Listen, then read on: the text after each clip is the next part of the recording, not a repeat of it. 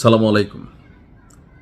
অনেক ছোটবেলায় একটা কথা শুনছিলাম যে পরিকল্পনা করে ইয়াহুদিরা, টাকা পয়সা খরচ করে মার্কিনিরা বা খ্রিস্টানরা, আর বাস্তবায়ন করে মুসলিমরা।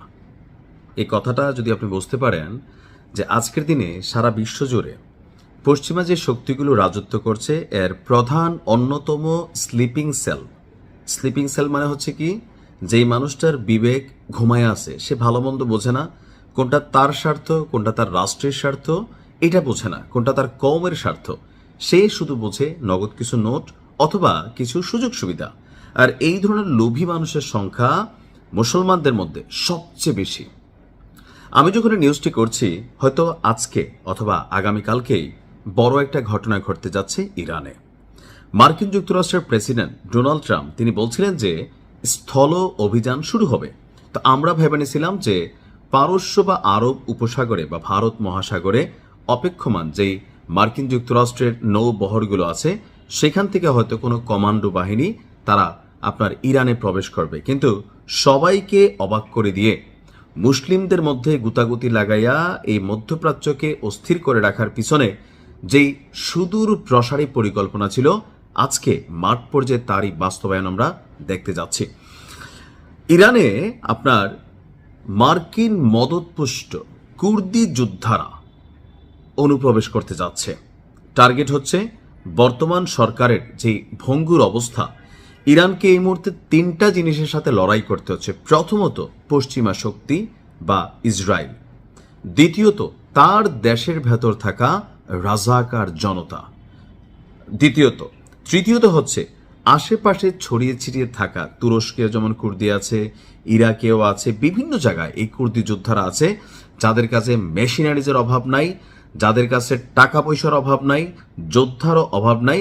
তারা ভাড়াটে যোদ্ধা হিসাবে এতদিন যাবৎ মার্কিন যুক্তরাষ্ট্র বা অন্যান্য যে রাষ্ট্রগুলো তাদেরকে পাইলা পয়সা বড় করছে, আজকে সেটার নামক হালাল করার জন্য না।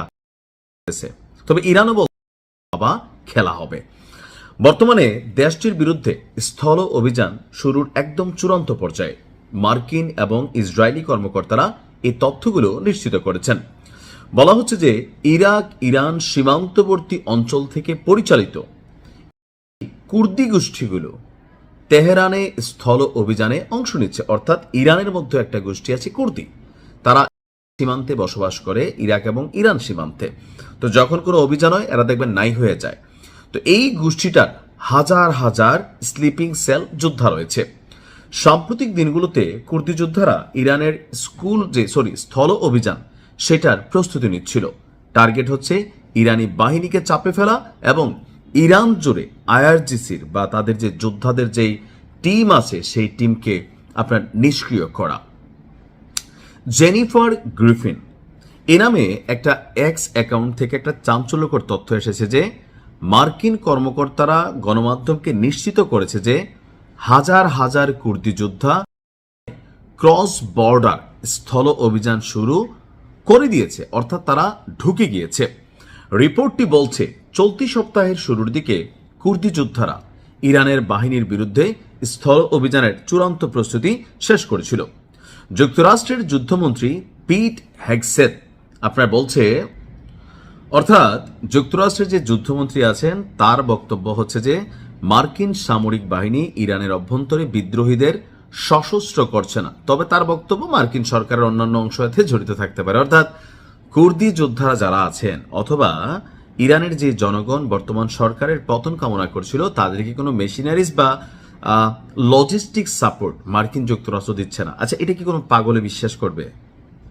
এখন ওই যে সুশীল বলা লাগে যে ভাই আমরা সমর্থন দিচ্ছি, হাতে দিল না, তাদের বিরুদ্ধেই তাদের যেই বিপরীত গোষ্ঠীগুলো আছে তারাই এখানে লড়াইয়ে যাচ্ছে। কিন্তু বাস্তবতা হচ্ছে আপনার স্থল অভিযান আনুষ্ঠানিকভাবে আজকে থেকে শুরু হচ্ছে, আর এতে অংশ নিচ্ছে ভিডিওর প্রথমে যেটা বলছিলাম আমরাই।